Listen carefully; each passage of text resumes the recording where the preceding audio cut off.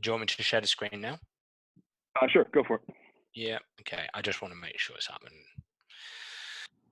There we go. Awesome. All right, everyone. This is Matt Bernard from San Juan Soccer Club, and this is a special edition for all of us of our Together Thursdays. We'll call it the early edition because obviously bringing Dan on, we couldn't bring him on at 7 o'clock tonight since it would be in the middle of the morning for him over there.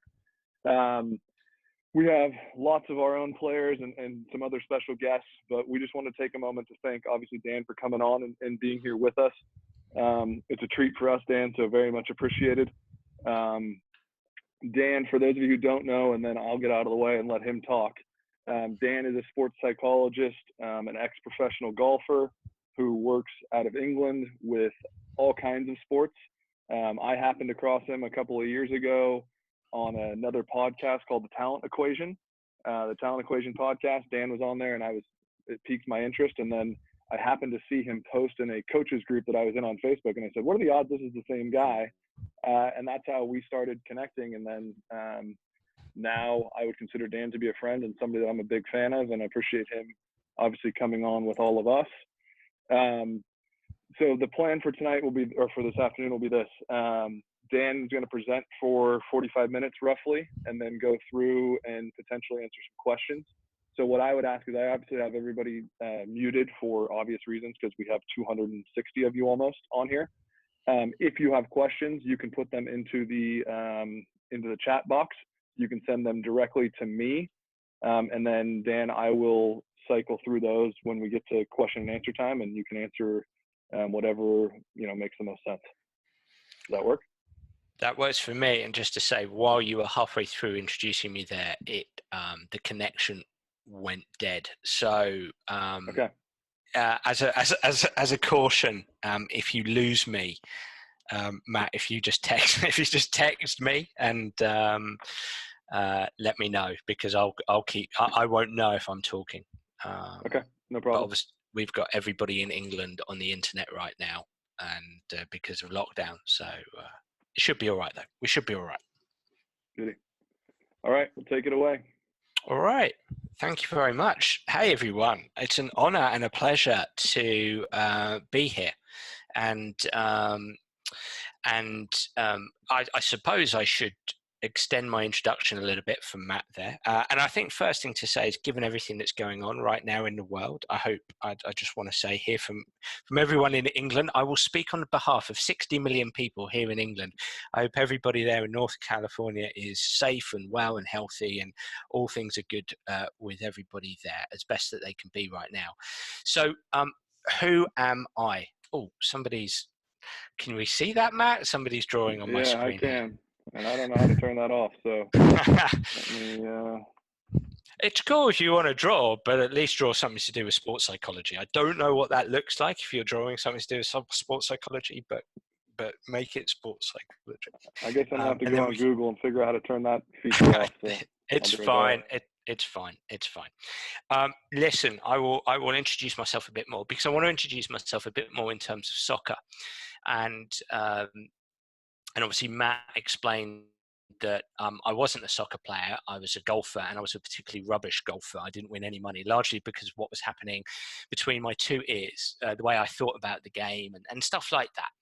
And I've worked in soccer here in the UK. Yep, that's me, Dan Abrahams. Good stuff.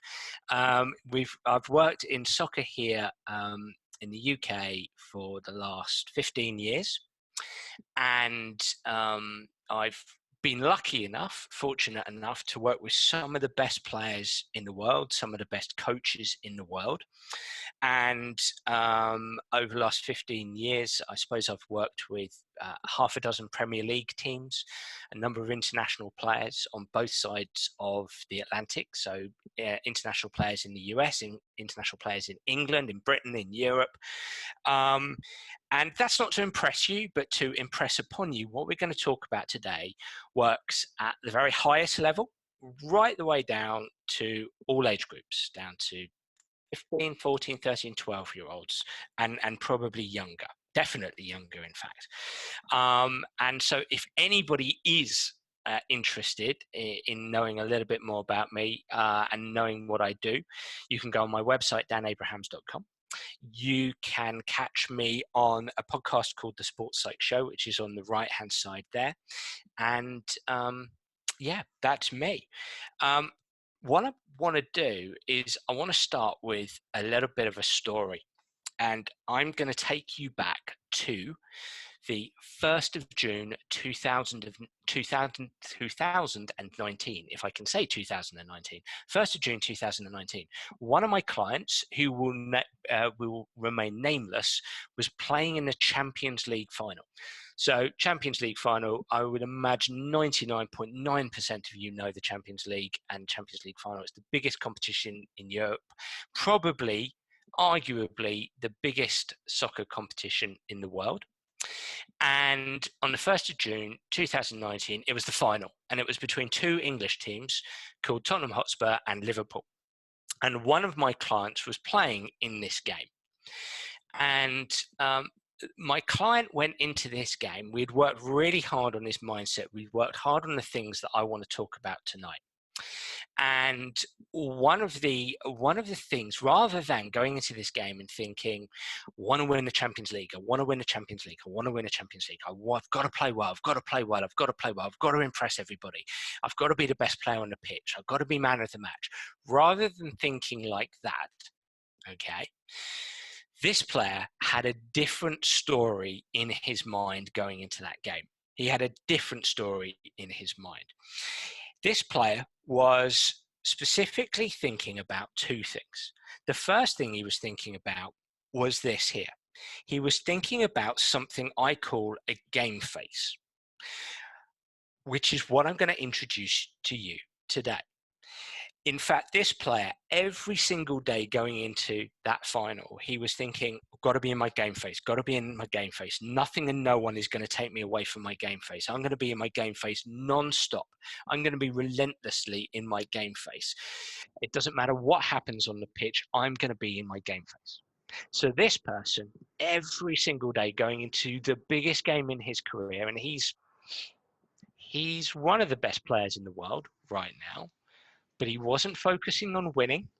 He wasn't focusing on having a 9 out of 10 performance. I know that sounds strange, but he was disciplining his mind elsewhere. Firstly, he was thinking about his game face. The second thing he was thinking about was this. He was thinking about squashing ants. I know that sounds bizarre, but he was thinking about squashing ants. He was thinking about his game face, and he was thinking about squashing ants. Those were the first two things he was focused on. Those were the main things he was focused on. He knew if he played in his game face and if he squashed ants, he would, and as the arrow points there, neatly created by somebody who's listening in, he would win a Champions League, absolutely. So great graphic there for me. So if he stuck to his game face, if he squashed his ants, he would give himself the best opportunity to be on the winning side to win the Champions League. And specifically, the game face and the squashing ants, they are mental skills that I talk about with players, that I introduce to, because what I'm passionate about is players, serious soccer players, players who are ambitious and want to be the best that they can be, having very, very simple techniques, mental skills that are going to help them. And before I get on to game face, teaching you how to create a game face and teaching you what actually squashing ants is, because it seems a bit weird, I know, I'm going to talk to you about why mental skills are important. And I'm going to use this with reference to working with the best players in the world, okay? I'm going to use this with reference to working with the best players in the world. The players who play in the US women's national team, the players who compete in both World Cups, the Women's World Cup, the Men's World Cup, players who play in the Champions League, who play in the Premier League. Why are mental skills important for them? And it's exactly the same reason why mental skills are important for you. So let me share this with you. When I work with players, I'm passionate about them being able to do this: consistent high performance under pressure. I'm passionate about them playing at their best or having their best possible game, as in high performance, being consistent with that. So not a really good game one week, a half decent game, average game the next week, a rubbish game the week after, then a really good game, then a rubbish game, then a good game, then a rubbish game. That isn't good enough at the very top level, and it isn't good enough at the college level if you're thinking about college soccer, and it isn't good enough if you want to be the best that you could be. And obviously we've also got that term under pressure, being able to play your best possible game under pressure. Loads in this. I do loads of sessions with young players who say, you know what, I play really well in training, in scrimmages, as you'd say, but when I come to a proper game, a proper match, I don't do so well. Why is that? And we're going to work on some techniques to help you there. So consistent high performance under pressure. When you play at the very top level, okay, when in the Premier League, so this is about working with Premier League players have to compete with focus. The US women's national team players have to compete with focus.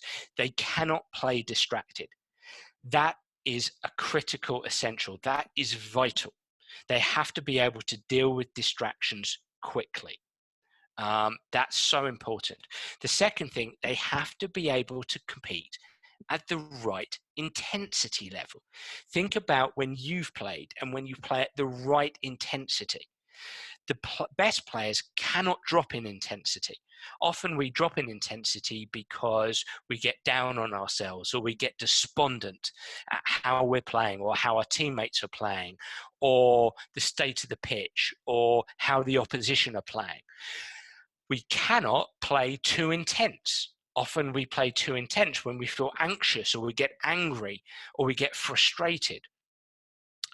The third thing to say is we have to compete with a positive intent. So every action, every motion, every movement that we want to execute, we have to execute positively.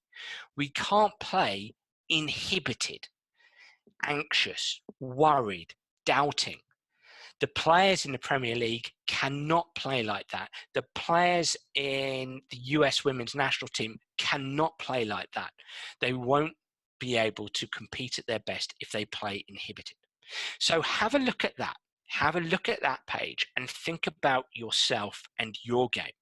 Do you know how to focus and deal with distraction quickly?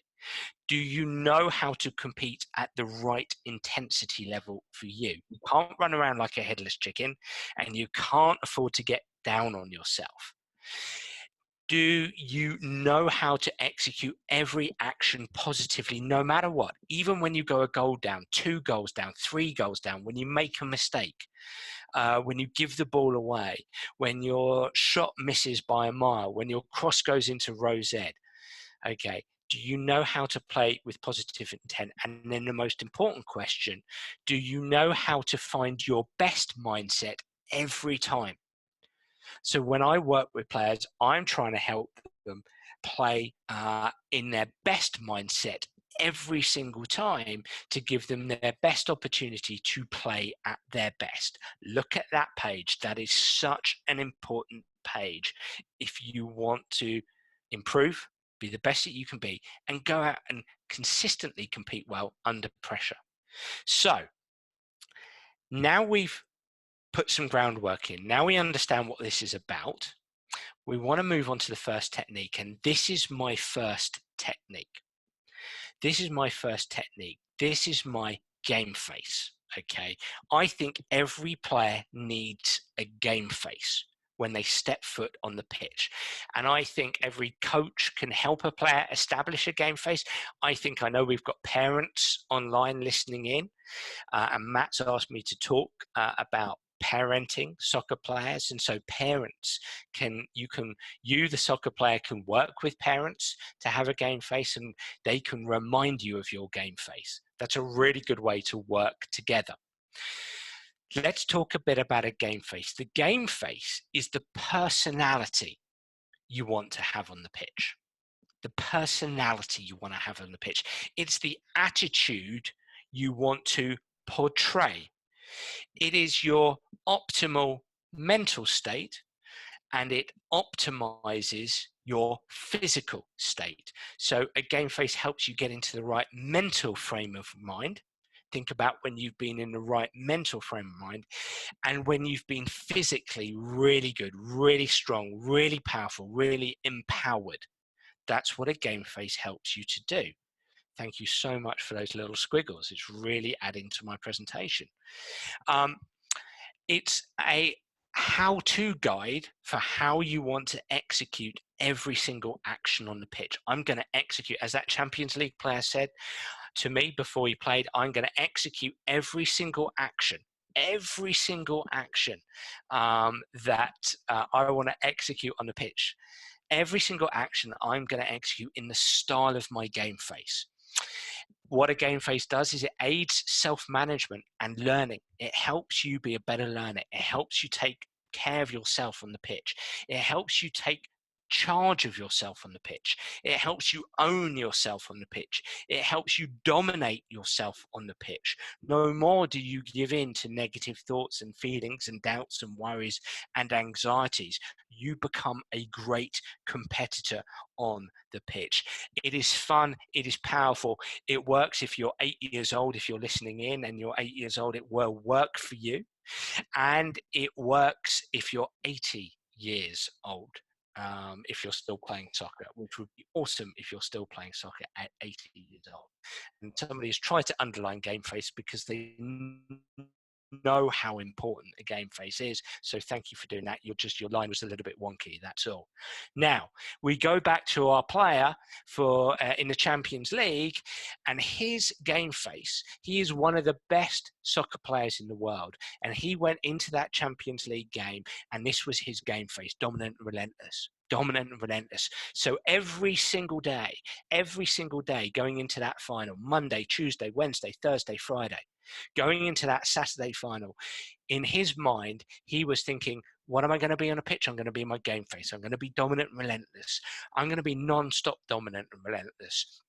Every single action, every single motion, every single movement, I'm going to be dominant and relentless. Nothing and no one is going to take me away from dominant and relentless.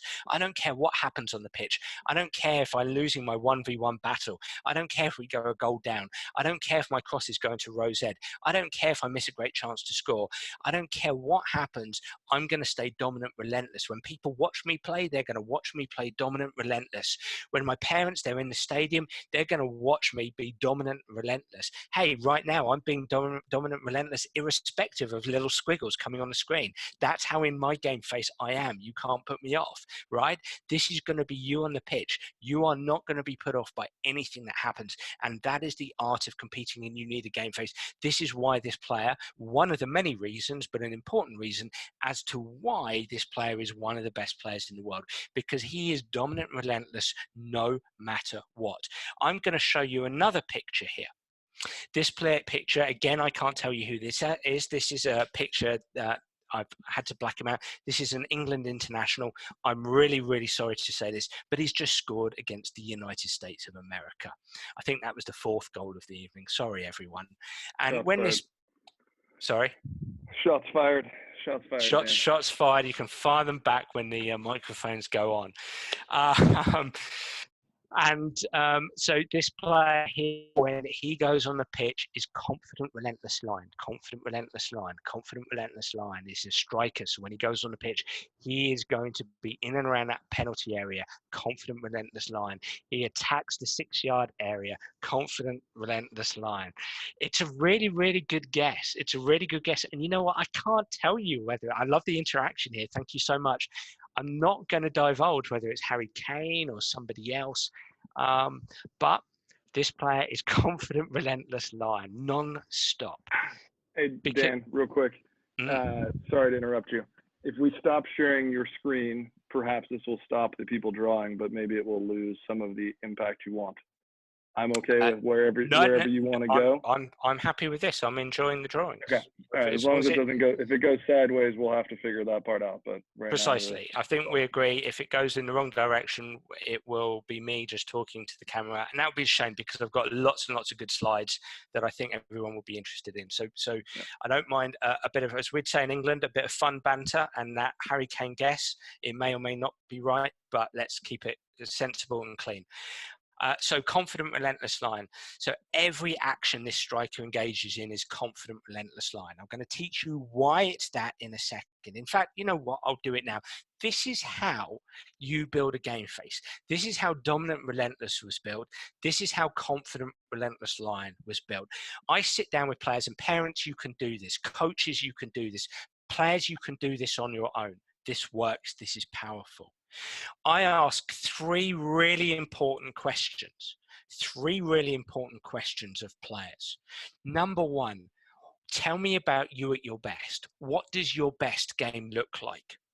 Because if you're a player sitting there now watching this, one of the most important tools you've got is your memory, remembering you at your best, your best game. I ask some of the best players to tell me about their best games. Players who play in the World Cup, players who played in the US women's national team, players who play at the top level, and this works. Doesn't matter how old you are. I want you to now think about you at your best. What does that look like? What does that feel like? What do others see when you're at your best? What does that look like? What does that feel like? What do others see when you're at your best? Maybe you're going on a long, mazy run, like this person has put this graphic up where they've gone in this long, mazy run. And if that person can take that away from the screen, that would be really cool, because I'm about to put up the next thing, but I can see what you're trying to do there. You're trying to show us that you go on this dribbling run like Lionel Messi. That's a bit like Lionel Messi's footprint on the pitch, right? So what does your best game look like? The second thing to, by the way, we can track who is actually scribbling on here. It's coming up on our screen, so we're taking note. I can take note of that. I think, Matt, you can take note of that as well. Yep. The second question to ask yourself is, what does your dream game look like? What does your dream game look like? Now, rather than imagination, rather than memory, this is using imagination. Rather than memory, this is using imagination. So memory is, what does your best game look like? Imagination is, what does your dream game look like? What does my 10 out of 10 look like and feel like? What would others see if I was 11 out of 10 or 12 out of 10? What runs would I be making? What movement would it be like? How would I go about my responsibilities on the pitch? Okay. Final question. Who do you want to be as a player? Who do you want to be on the pitch? So we've got memory, we've got imagination, and now we've got perception. Who do I want to be on the pitch? So parents, you can ask every single day, you can ask your soccer playing kid, tell me about you at your best. What does your dream game look like? Who do you want to be on the pitch? Who do you want to be as a player? And that, though, answering those questions has a real makes a real difference to a player's confidence, and it also helps them establish a game face. So we now move on to the next thing. Okay. In terms of establishing a game face, when you think about you at your best, when you think about your dream game, when you think about who you want to be on the pitch, what I want you to do is to pick a couple of action-based words. Okay? So it could be sharp, it could be dominant, it could be positive, it could be decisive. That Champions League player had dominant and relentless. I've got players who are sharp and positive, who are aggressive and confident, who are cool and calm, who are powerful and intense, who are confident and strong. Everybody is a little bit different. The beauty of this is everybody is a little bit different with their game face, what they're like when they're at their best, or who they want to be on the pitch. Pick a couple of action-based keywords That's really, really important. That's really useful. Okay. The key is that they are action-based. Okay. Creativity is not action-based. Decision-making is not action-based. You've got to be able to act out these words. You've got to be able to act out these words. So pick a couple of action-based words. That starts your game phase. Okay. Now what I want you to do is, now you've got a couple of keywords: sharp and alive, alert and lively, cool and calm, relaxed and focused. Pick a model player. And I do apologize, I've got all men here, so that's really, really bad of me. Pick a model player. It might be Julia Ertz, it might be Rapinoe, it might be Carly Lloyd, it might be Lionel Messi, it might be Ronaldo. Pick a model player, because I know you all love to watch soccer, right? You're keen students of the game. Pick a model player who represents those keywords, okay, or represents who you want to be on the pitch, who represents the kind of game you want to have. Another way of doing this is to pick an animal. Pick an animal: a lion, a tiger, a leopard, a cheetah, a greyhound. I once had a really good player who became a dominant greyhound. That England player who scored against the United States to make it about 3 or 4-0, maybe even 6-0. I don't know which one it was. And you can come back at me here because the women's national team beat ours 2-1 in the semi-final. So granted, it was 1-1 there. That player had confident, relentless lion. So picking an animal is a really good thing to do. Just simply because an animal is like a superhuman. Because if we think confident, relentless lion, and this player said to me, Dan, when I think about confident, relentless, I'm like a lion. I'm like a lion in the penalty area. I'm like a lion getting in between defenders. It's my penalty area. I'm the king of the penalty area. I own it. So when this player goes on the pitch, he thinks about being confident, relentless lion. Confident, relentless lion. No matter what happens on the pitch, I'm going to be confident, relentless lion. Confident, relentless lion. And I want to take you through a case study. This player here, Ali Long, who you may know, played in at least one game in the US women's national team. When she contacted me, Ali doesn't mind me talking about some of our work together. And when she contacted me back in 2015, she said to me, Dan, I've been trying for years to get in the US women's team. We've got the Rio Olympics coming up in 2016. I really want to get in that. And I really want to get in the 2018 World Cup. I want to represent my country. I want to be proud to represent the United States. I want to go and win the Olympics, win the World Cup with them. But I'm really nervous. I'm really nervous when I'm trialing for the US women's team. I'm really nervous around Jill Ellis. I don't want to make mistakes. I don't want to look foolish in front of other players. And so I was like, okay.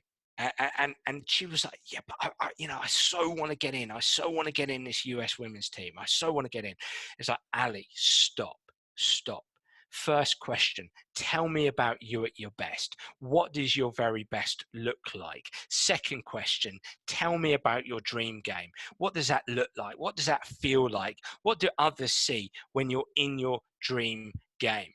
And she came up with these words here, if you can see them underneath the squiggles: dominant, focused, sharp, lively, alive.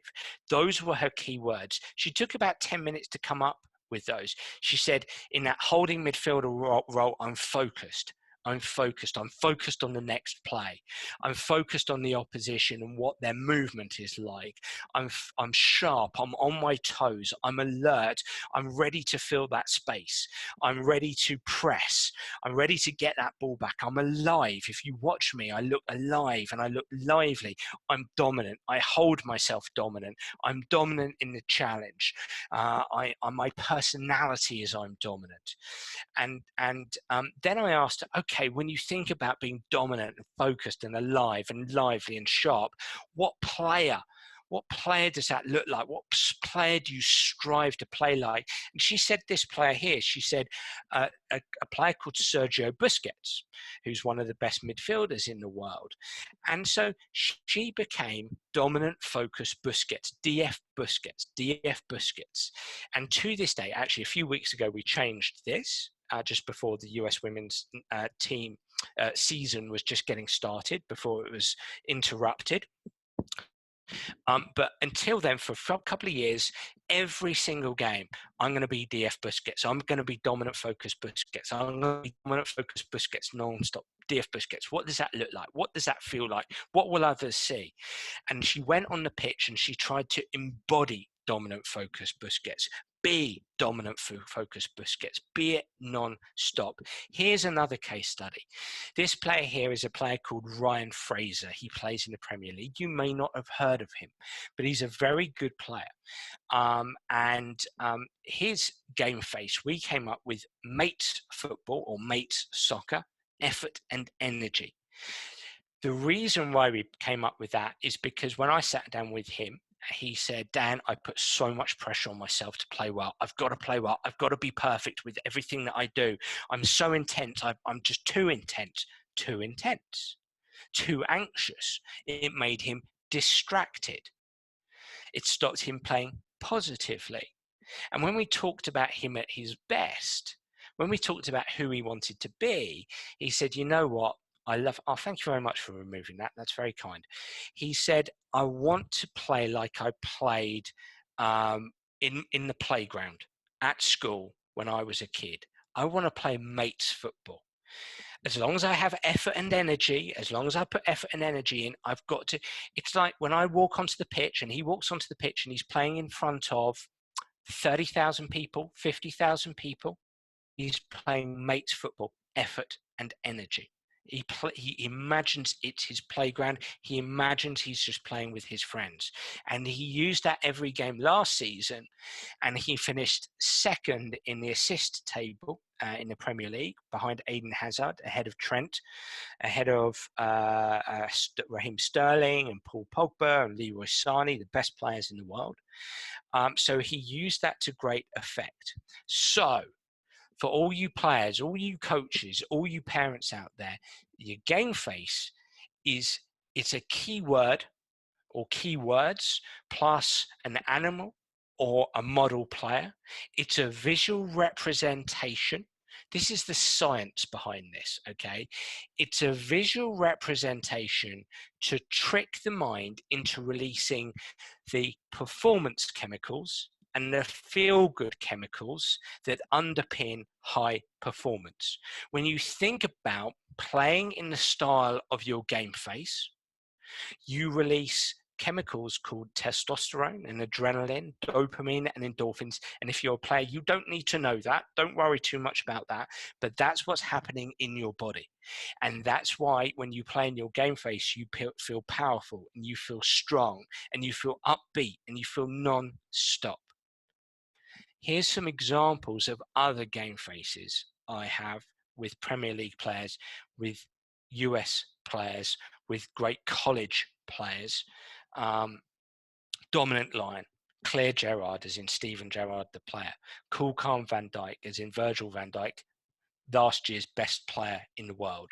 Aggressive Liverpool, this player said, I play best when I play against Liverpool. Because it helps him feel up for the challenge, and he's aggressive. Dominant wall, this was a defender who said, I want to feel like a brick wall, nothing's getting past me. And there's some others there as well. So pick a couple of keywords. You can even pick 3 words or 1 word related to a model player or an animal. And for parents, for coaches, players yourself, you can create collages, you can create a poster. Here's some examples of very young players, I think possibly younger than any players online right now, that came up on Twitter a few days ago. There's lots of clubs who are doing this, lots of colleges who are doing this. There's some collages they put together: confident, agile, thrilling, consistency, effort. Not sure about some of those game faces, but it's a good first effort: strong, confident, aggressive. Some players like to put them as screensavers on their phones, on their iPads, on their laptops. And just to say, before I go onto that screen, just to say, parents who are listening in, this is something that you can do with young players rather than before a game saying, hey, play well, hope you win, hope you do well. You can say to them, what will it look like if you play in the style of your game face? What will I see? What will it look like if you're 10 out of 10 for your game face? What will you be doing? What will you be committing to? And then you can talk to them after a game. And I'm just showing you some graphics here that are taken from my academy, my online academy, that I'll tell you a little bit about at the end of this session. So you can ask the question, how well do you think you executed your game face today? Give me a mark out of 10 for your game face. That's a really, really good way, really good question to ask. Not did you play well, did you win? How well do you think you executed your game face today? So that's a useful question to answer. Now, moving on to our second technique. A silent killer. Again, I'm using some images from my online academy. A silent killer in soccer, perhaps the biggest killer in soccer, are these little creatures here, ants. I know that sounds quite strange, but ants stands A-N-T-S. Ants stands, the A stands for automatic, the N stands for negative, the T stands for thoughts. Automatic, negative thoughts. Our job on the pitch is to squash our ants. Everybody has ants. Everybody has ants. That is the way our brain is designed. I'll talk a little bit about that in a second. Examples of ants. Well, here's some examples. We've got no chance today. This team are top of the league. They're big, they're strong. I've got no chance against this player, this striker. I'm a defender. This player is so big, so strong, so skillful. If I mess up today, I'm going to be dropped. This winger is flying. I can't get near him. I can't get near her. These are examples of the kind of ants that you might have, okay? And as I said, ants, our brains are really attracted to ants, okay? Our brains are attracted to ants such as, I don't like the refereeing decisions. I haven't scored today. I'm not playing well. I'm going to get dropped. I'm never going to get back in the team. My teammates are playing rubbish. They're not getting the ball to me. What do my parents think? What do other people who are watching think? Oh, I'm playing awful. I can't believe I'm playing this badly. Our brain is attracted to ants. Our brain is very good at remembering the mistakes that we've made. It's kind of saying, don't do that again. It loves to bookmark failure. That's why we tend to have ants on the pitch, and it relives those moments again and again and again. Okay? And ants aren't good. Ants are bad. And the reason why they're bad is because it makes a difference to our technique. Okay, it makes a difference to how well we can pass the ball, how our tackling is, the timing of our tackle, our first touch, the accuracy of our shooting. It makes a difference to our anticipation. We will slow down with our anticipation. It makes a difference to our awareness. We'll play tunnel vision when we have a whole infestation of ants. It makes a difference to our decision making. We'll make poor decisions when we experience ants. That's why we have to squash ants. It makes a difference tactically. We'll forget if we've got a whole pile of ants in our head.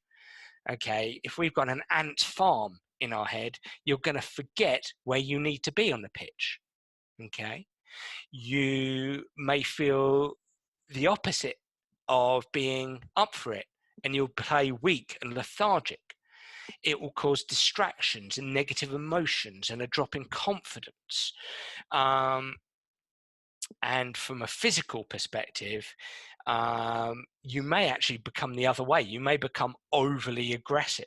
So there's lots of things that ants can do. And so that means we need to squash our ants. That took me about an hour to do that graphic, so I'm going to do it again. We need to squash our ants. And very, very neatly, we need to squash our ants and get back to our game face. That's why these work really, really hand in hand. We experience ants, we squash our ants, and get back to our game face. So if you have an ant, I'm never going to score today, like that player who plays for England sometimes has. He says to me sometimes, Dan, I'm thinking on a pitch and I'm thinking, I'm just not going to score today. It's not going to be my day.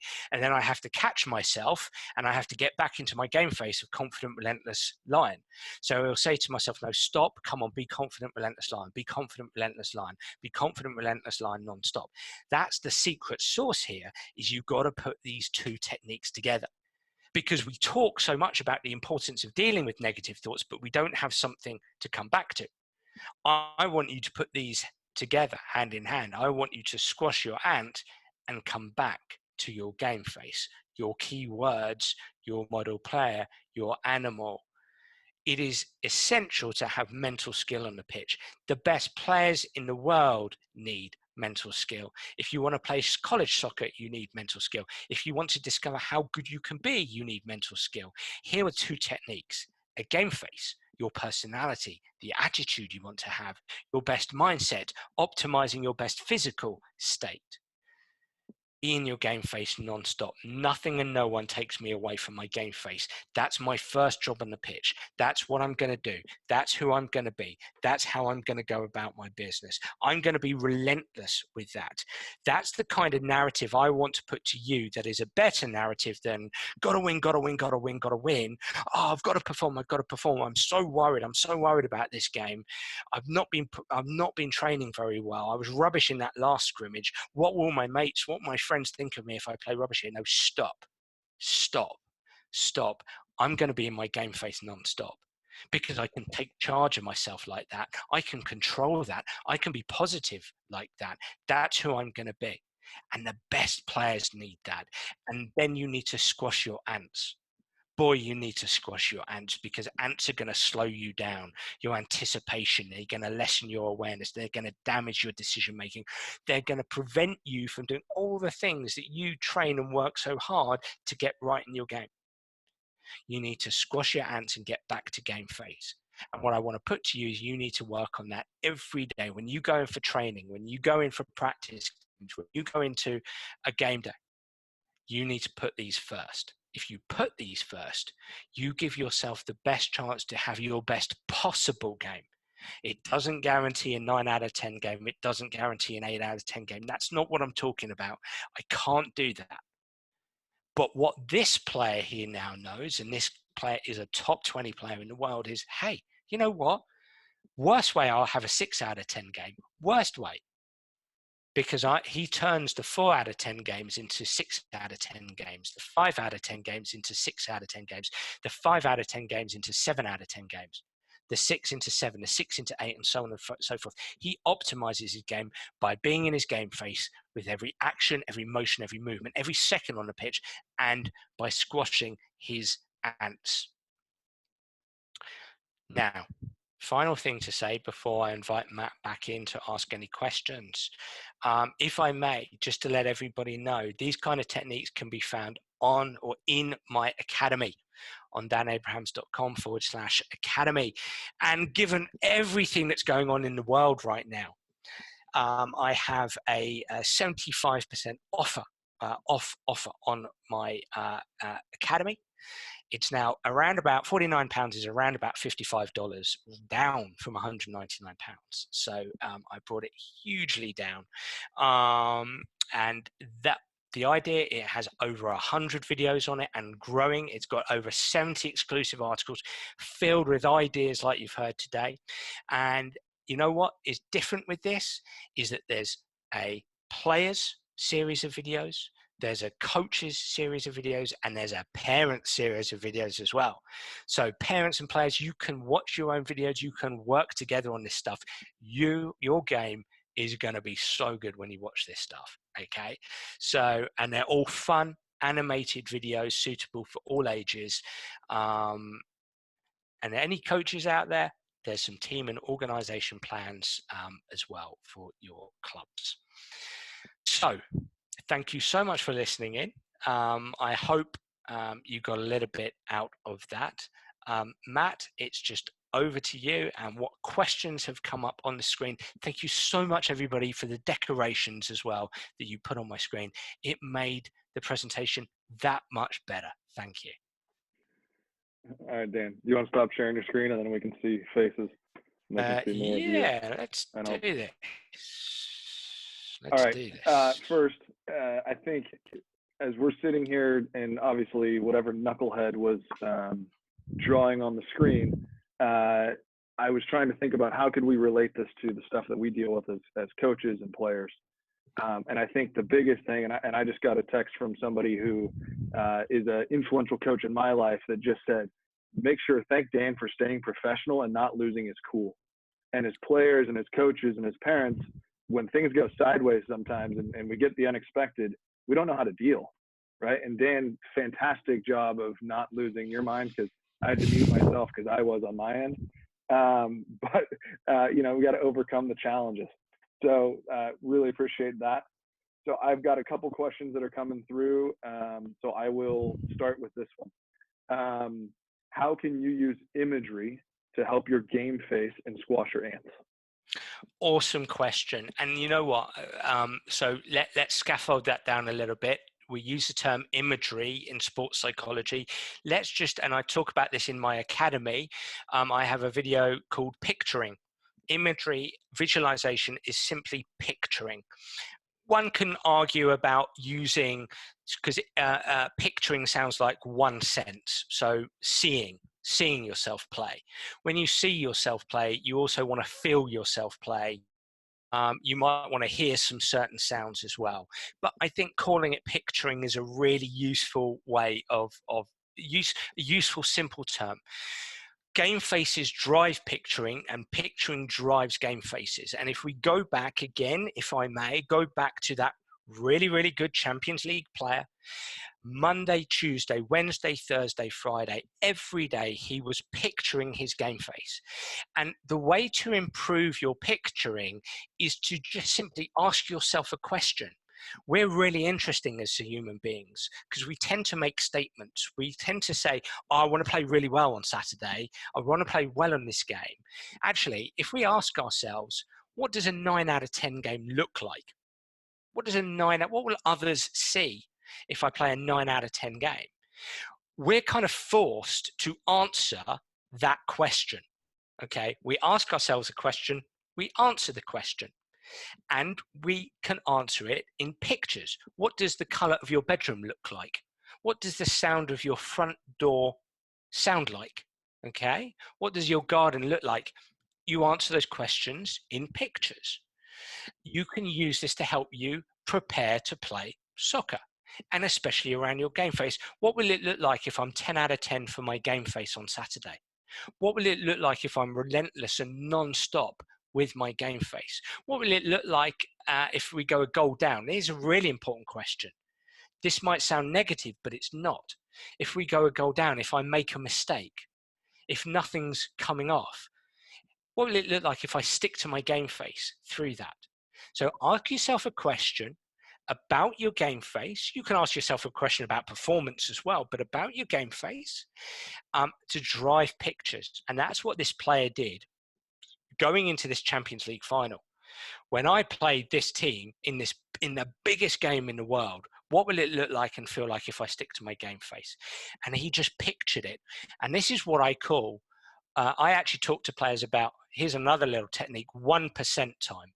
1% of your day is about 15 minutes. It's actually 16 minutes and 20 seconds, I think, but let's call it 15 minutes, right?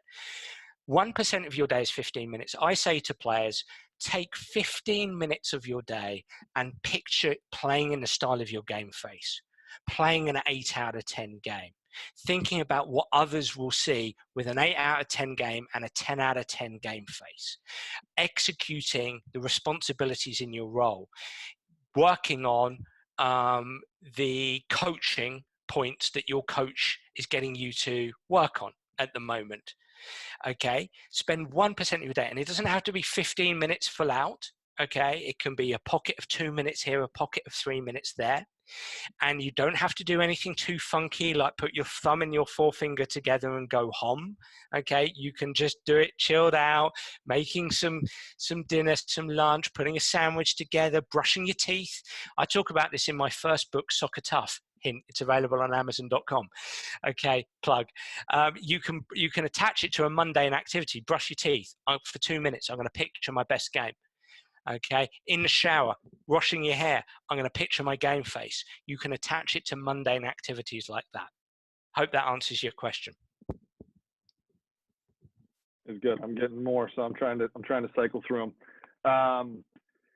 Here's a good one that I just got sent to me. How does a player manage criticism from parents during or after a game to stay focused? And then how long after a game does your game face need to stay on for your own sake as a player?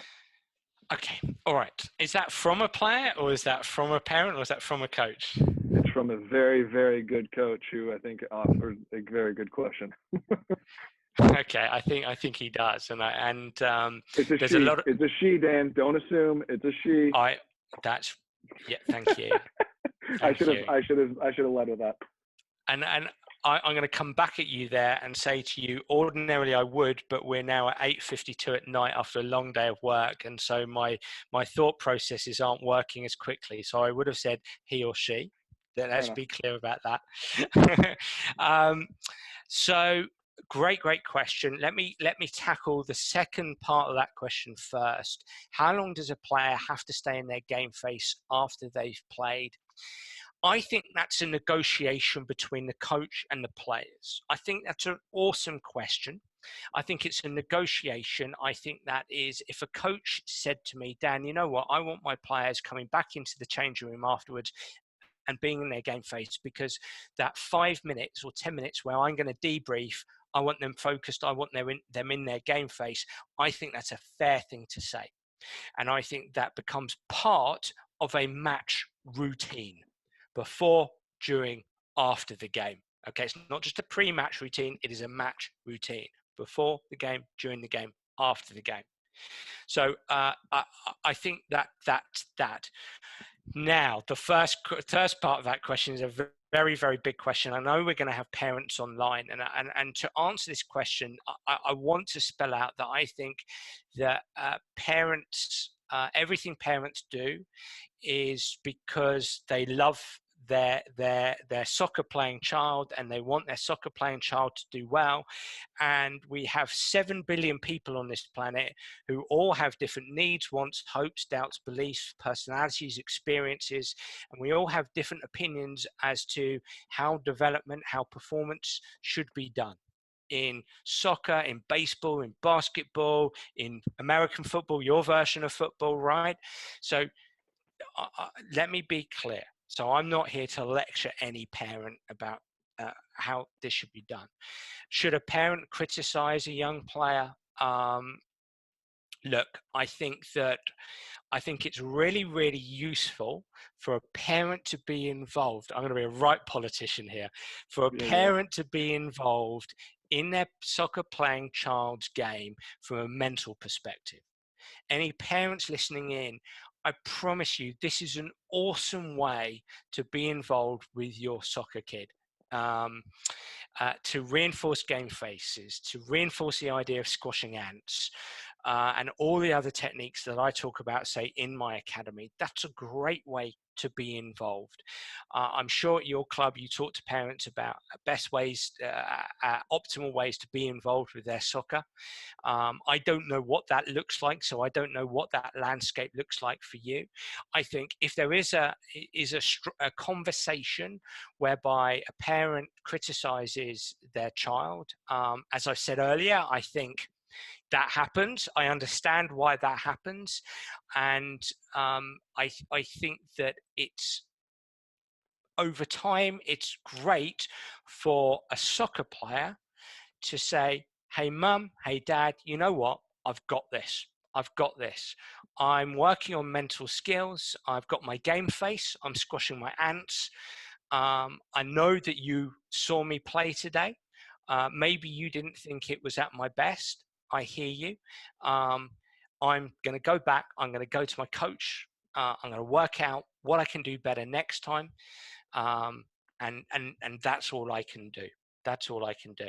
And I think that that's a really good way to communicate. One thing I would say to parents is, no matter what, everybody wants to do well when they get onto the pitch. Everybody wants to do well. I've never, like, I know that fans throw beer and throw popcorn and throw sweets at the TV when they're watching their favorite team play. I've been blessed in my life to work with the greatest competitors in the world, in the Olympics, in soccer, yes, in American sports like baseball, basketball, etc. And I'm not, my knowledge of those sports isn't great, but I've got the opportunity to work with them. I've never worked with a player who's ever gone onto the pitch who said, I don't want to play well today. I don't want to play well. I've never had it. I've worked with players who've lacked confidence. I've worked with players who've been anxious. I've worked with players who have not understood instruction. I'm sure there's other things that involved there as well, who've lacked certainty. I've worked with players. I've never worked with a player who said, at any age, who said, you know what, I really don't want to play well. Okay? So bear that in mind. Nobody wants to play badly. It's how can we help young players optimize their chances of playing well? Turn 4 out of 10 into 6 out of 10, 5 out of 10 into 6 out of 10, 5 into 7s. The best way to help them do that is to give them space, help them work with their coaches to find the best way to do that for themselves, be there to support them, show them love. If they've had a rubbish game, they'll be feeling worse than you are. Give them space. If they need a couple of hours, give them space. If they need a day, give them space. Some of the players I work with need a week. Well, they haven't got time to have a week, so because they're professionals. But so just give them space, and then a great thing you can do is just to start asking questions. Did you have fun? What went well? Did you stick to your game face? Did you squash your ants? Is there anything you need from me? Is there anything you need from me? And often that's enough. That's just my opinion. I'm not saying anybody does it in the wrong way. That's just my opinion. All right, fair enough. Thank you, Dan. So there's a little bit, I think you just hit on it. So you're dealing a lot with top pros, Olympians in multiple sports. So one of the questions that came across was, how do you help someone, or maybe give them some mental tips on how they can switch off when they need to rest physically or mentally? Because I presume you're dealing with a lot of high level athletes who want to keep pushing and working and working. Is there any advice on that? Because we obviously have players that have those same challenges. Absolutely. It's a really, really good question. And nobody can sprinkle magic dust on anybody. And it is challenging. It's certainly challenging for the top pros. And I really, really want to be clear. Everything, as you can tell by the names, game face, squash ants, these are suitable for 8-year-olds, 9-year-olds, 10-year-olds, 11, 12. So please, I just wanted to give examples because of players at the top level, because it's always fun and exciting to hear what they're working on. But all this is relevant for all age groups. A couple of things to say, a few things to say. Number one, I always say to players, let's come back to that 1% idea. I actually think that players should train. So if you've got your training session on a Tuesday night or Wednesday night, whenever you've got it, train and spend no more than 1 or 2% thinking about your game per day. In my opinion, you don't need any more. You might be someone who 1% is enough, 2%, so 30 minutes, half an hour, top whack. After that, get away from the game. If you're ambitious, if you're a young, ambitious player, getting away from the game is tough. That's hard. Rule number one is label thinking about your game outside of that 1 or 2% an ant.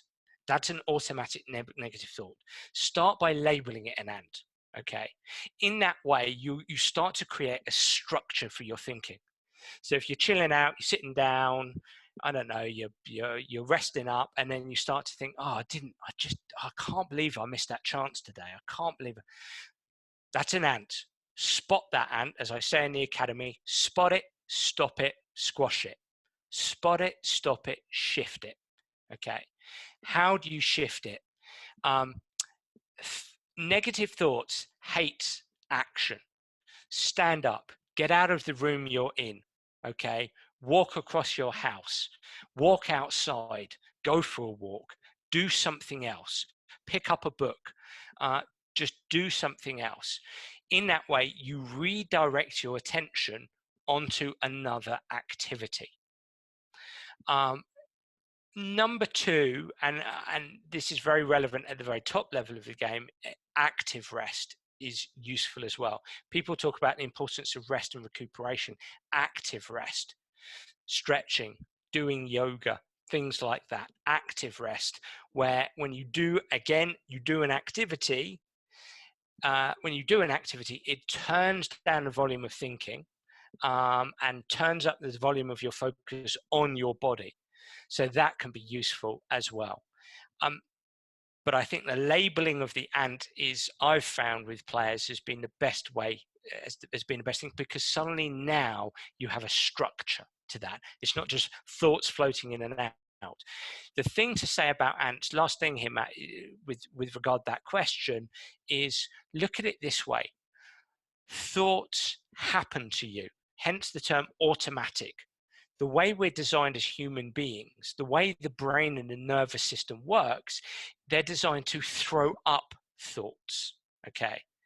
It's just, if we cut open our brain, okay, it's like an electrical storm in there. That's why thoughts just pop in. You're chilling out and thought pops in. I can't believe I missed that chance. Oh, I'm rubbish. Oh, I'm no good. Go on this negative thought chain. Okay, we have to strive to turn down the volume of those automatic thoughts. Awesome. Along the lines that you've talked about a little bit, and I've been through your academy, so I've been through it and seen a fair bit of it. Is there, one of the questions that came in, is there a process of, presuming that ants get bigger the higher level you go to, is there a process as you work your way up so that you can learn to manage those ants before maybe you're a pro or you're playing in college and the ants seem bigger than you can manage?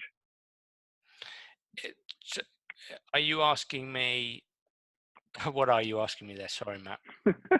So I'll read you the way the question came exactly, and then I tried to paraphrase it. So how do you train yourself to squash ants as they get bigger as you go farther in your journey, even the ones that you're anticipating in the future that you have yet to come across?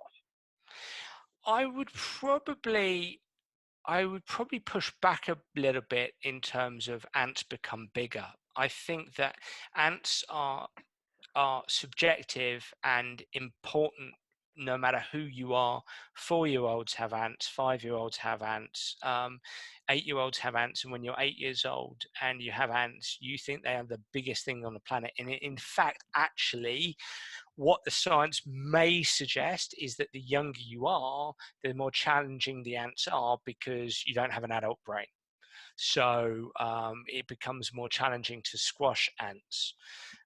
So stay patient, all you 12, 13, 14-year-olds out there, and even older players. So I would slightly respectfully push back that these ants become bigger the higher up you go. The second thing to say is you will always have ants. What I'm not saying is you can get rid of ants. That's not what I'm saying. And I think there has to be a difference here between on the pitch and off the pitch. What I am saying is that when you get onto the pitch, that you've really got to make it your task to deal with ants. and how you deal with them. You can squash them by getting back to your game face, for example, by being your game face, by telling yourself to be your game face, by doing and acting your game face. Another way to deal with ants is just to ignore them, is to accept that, hey, I'm going to have negative thoughts out there. I'm going to have some negative feelings. That's okay. I'm just going to ignore those. So, look, we will always have ants. That's okay. When we're playing competitively, my argument is you've got to deal with those ants. In your everyday life, you are going to have ants. That's okay. In some circumstances, you've got to deal with them quickly. Other times, less so. But everybody will always have ants. And also remember here, when I say squash ants, look at it like this. If you've got a volume of 1 to 10, and let's say you're playing against the top side in your league on Saturday, and you're a defender, and you're going to be marking a player who scored 20 goals this season, and this player is touted to go to Division 1 college and is absolutely amazing and has represented the US team, right? And you're starting to have ants, okay? If you've got that volume of 1 to 10, that volume might be up at 8.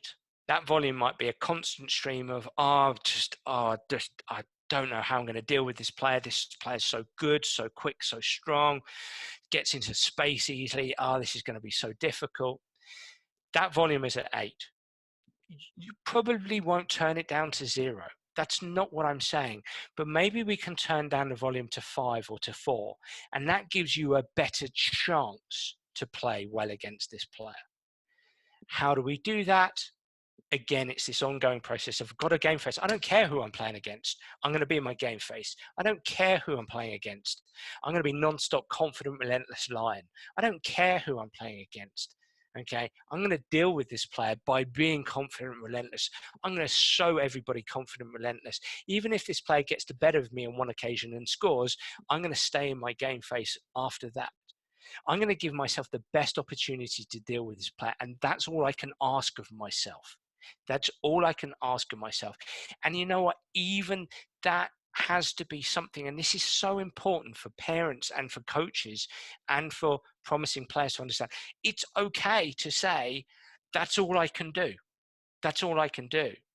Because one of the most destructive things you can do at the very highest level of sport is to have musts and shoulds and disaster and can'ts.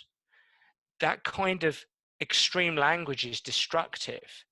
And if I go back to this Champions League player I work with, hey, look, that player goes into a game and accepts he's going to get beaten on occasions. He's going to make mistakes on occasions. Okay, his team are going to go a goal down.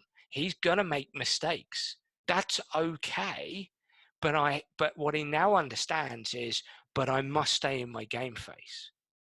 That's how you start to turn down the volume of ants, not by being a perfectionist, but by understanding I'm going to take charge of myself no matter who I'm playing against. So I've gone off on a slight tangent there, but it's recognizing you'll always have ants, but there's ways to deal with those ants to turn down the volume of those ants. That's great.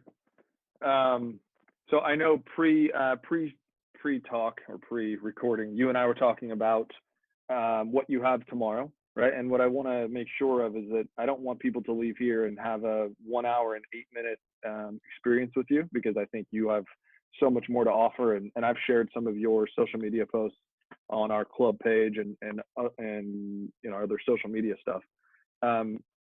First, can you talk about what you got tomorrow, and then where these guys can find you and follow you on the social media, because I think it's very helpful and beneficial. It's late here. What have I got tomorrow? Carly Lloyd. What have I got? Carly Lloyd. Thank you, Matt. Yeah. Okay. I'm now your scheduler.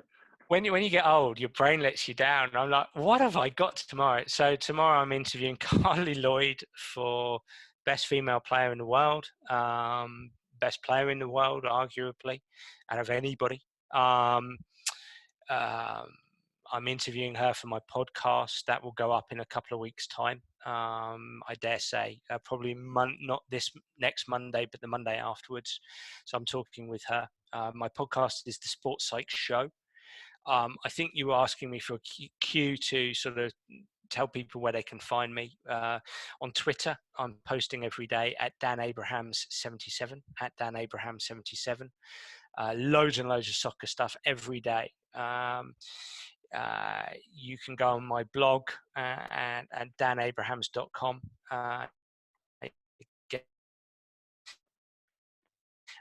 Instagram at Dan Abrahams Sport, Facebook at Dan Abrahams Soccer. I post an article every day on Facebook. I'm relentless. That's my game face, Matt. Every day on Facebook at Dan Abrahams Soccer. And then, as I say, if it tapped your interest, my academy, danabrahams.com/academy, and you got a massive discount there. So get on, and you've got over 100 videos with all this kind of stuff. Beauty. Dan, you are, I appreciate you, man. This is a unique opportunity for our players, for our friends, for our coaches. And I will, I wish I could erase the drawings, but I will be putting this onto our internal club YouTube, and we'll share the link with our family so that they can have access to it. But again, it's so appreciated. Apparently my internet is now unstable. I've got the English issue going on over here. But Together Thursday, early edition, that'll be a wrap for this one. For our San Juan players that have your meetings tonight with your teams, hopefully you take some of this with you. Dan, thanks again, and everybody stay home, stay healthy, stay safe, so we can get back to being on the pitch as soon as possible. All right. Thanks again, Dan. Appreciate you. Bye, guys. Be good. Thank you, guys. Thank you. Cheers.